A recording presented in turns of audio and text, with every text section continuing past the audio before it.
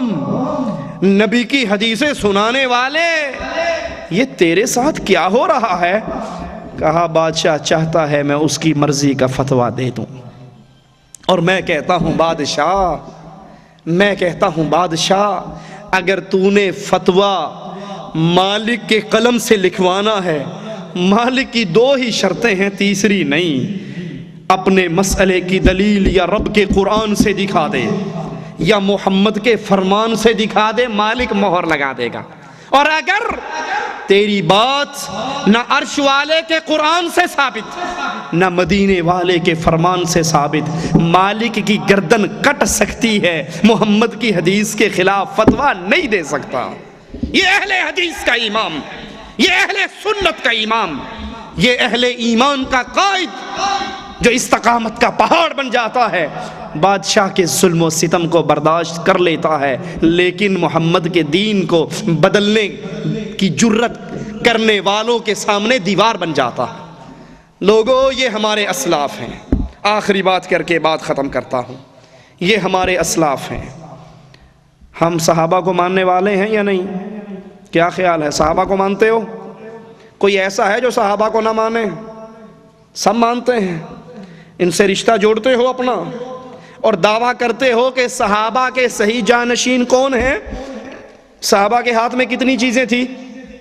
اللہ کا قرآن اور محمد کا فرمان صلی اللہ علیہ وسلم۔ تیسری چیز تھی کسی حاجی صاحب کی ملفوظات تھی، کسی بابا جی کا تذکرہ غوثیہ تھا، کچھ تھا؟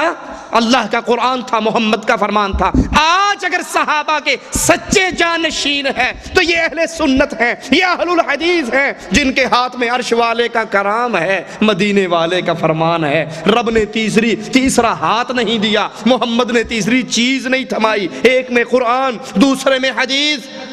جب صحابہ سے رشتہ جوڑتے ہو تو اس کی سیرت تم نے سن لی، وہ زندگی گنوا بیٹھتے تھے، وہ گردن کٹا بیٹھتے تھے، وہ بیوی بچوں کی قربانی دے جاتے تھے، وہ جانوں کا نذرانہ دے جاتے تھے، اللہ کی توحید سے اپنے چہرے کو نہیں موڑتے تھے۔ ہماری حالت زار سمجھ آ گیا مسئلہ کہ بابا جی کی قبر پہ چادر چڑھانا حرام ہے، مسئلہ سمجھ آ گیا۔ لیکن دادا ابو نے کہا تو دادا ہے اس خاندان کا یا میں دادا ہوں؟ میں کہتا ہوں چادر چڑھے گی۔ یہ توحید ماننے والا سر نیچے کر کے بیٹھ جاتا، جی ان کی کر سکنے، دادا نے جو کہا ہے اب تو ہوگا۔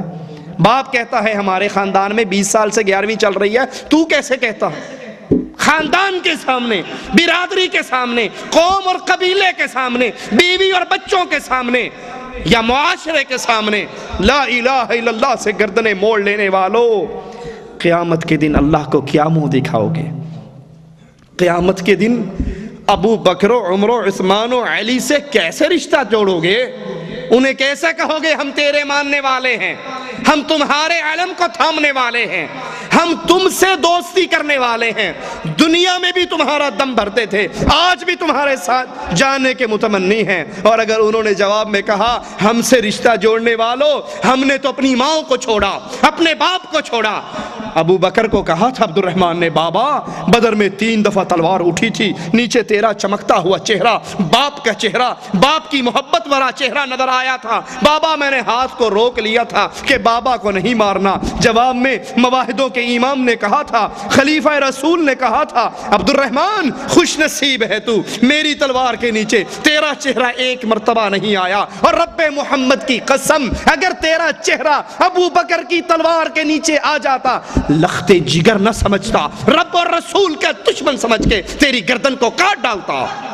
اگر ان صحابہ نے پوچھ لیا ہم سے رشتہ جوڑنے والوں، ہم نے تو بیٹوں کی قربانی دی، باپ کی قربانی دی، ماں کی قربانی دی، مال کی قربانی دی، قوم کی قربانی دی، معاشرے کی قربانی دی، وطن کی قربانی کی، ہجرتیں کی، تم نے شلوار اونچی کی، دوسرے نے کہا اچھا چھوٹے بھائی کی پہن آئے ہو، کپڑا بچانے لگ گئے ہو، بکری چرانے جا رہے ہو، بارش تو نہیں ہو رہی، تم نے شلوار کی اونچی کر لی، انہیں اتھے ہی تھلے کر لی۔ میرے کول نہیں ایڈی گلنا سنیاں جاندیاں، لوگ تانے دیتے ہیں شلوار اونچی کرو، لوگ تانے دیتے ہیں، داڑھی رکھ لو، پہلے مجھے اچھا صاحب سر محترم کہا کرتے تھے، اور جب سے داڑھی رکھی ہے اب میں اچھا بھلا بابو ٹائپ آدمی، ہر بندہ دیکھنے والا ملا، مولوی، ملوٹا، ملوانا، داڑھی میں 2 سفید بال آ جائیں 35 سال کے بچے کو بھی کیا کہیں گے؟ بابا جی، بابا جی راستہ دو، صوفی جی راستہ دو۔ اب میں اس داڑھی کی وجہ سے میری حیثیت بدل گئی، میں ڈاکٹر، میں انجینئر، میں پروفیسر، میں 17 گریڈ کا آفیسر، داڑھی رکھنے کی وجہ سے ملا بن گیا، مولوی بن گیا، چلو اس کو شیو کر کے پھینک دو۔ ہم نے لوگوں کے چند تانوں کی وجہ سے، لوگوں کی چند باتوں کی وجہ سے دین و ایمان و اسلام کا جنازہ نکال دیا۔ لوگوں، یا رب کے رسول کے صحابہ سے رشتہ نہ جوڑو، اور اگر ان سے رشتہ جوڑ لیا ہے تو کائنات سے رشتہ توڑ کر کہو دنیا کے ہر آدمی کا تانا برداشت کر سکتا ہوں، لیکن محمد کے دین کے خلاف قدم نہیں اٹھا سکتا۔ یہ جسم کٹ سکتا ہے، رب کی توحید پہ آنچ نہیں آ سکتی۔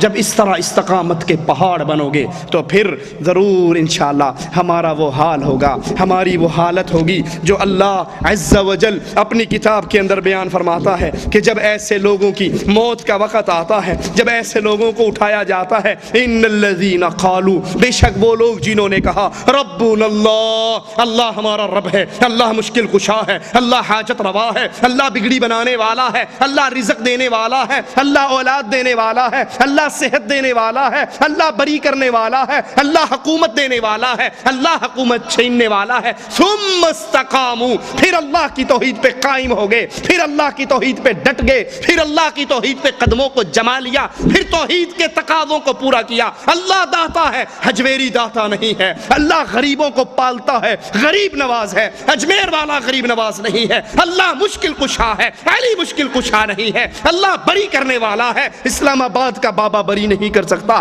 اللہ حکومتیں دیتا ہے، اللہ حکومتیں چھینتا ہے، اللہ حکومتیں بانٹتا ہے۔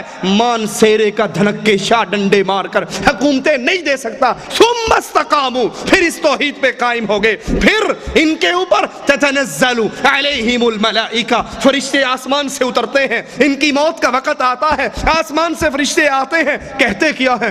اللہ تخافوا، نہ ڈرو، ولا تحزنوا، غم بھی نہ کرو، نہ ڈر ہے، نہ خوف ہے، نہ غم ہے، وَأَبْشِرُوا بِالْجَنَّةِ، خوش ہو جاؤ، مبارکباد کے مستحق ہو، تمہارے لیے خوشخبری ہے اس جنت کی، التی کنتم توعدون، تمہیں دنیا میں کہا جاتا تھا شرک نہ کرو گے جنت ملے گی، غیر اللہ کو نہ پوجو گے جنت ملے گی، غیر اللہ کی عبادت نہ کرو گے جنت ملے گی، تم اس جنت کے مبارکباد کے مستحق ہو۔ نحن اولیاؤکم فی الحیات الدنیا وفی الآخرہ، ہم دنیا میں تمہارے دوست تھے، ہم آخرت میں بھی تمہارے دوست ہیں۔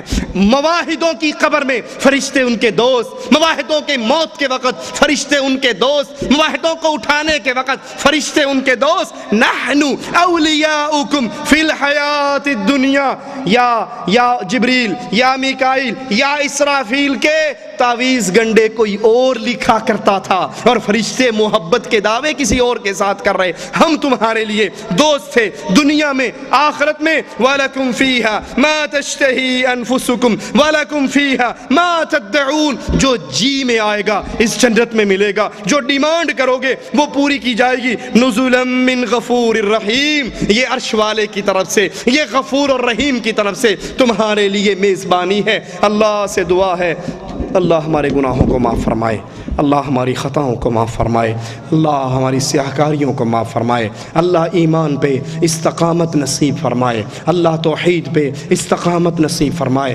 اللہ ہمارے دل تیرے نبی نے بتایا ہے تیری انگلیوں کے درمیان ہے مولا، انسانوں کے دل تیری انگلیوں کے درمیان ہے مولا۔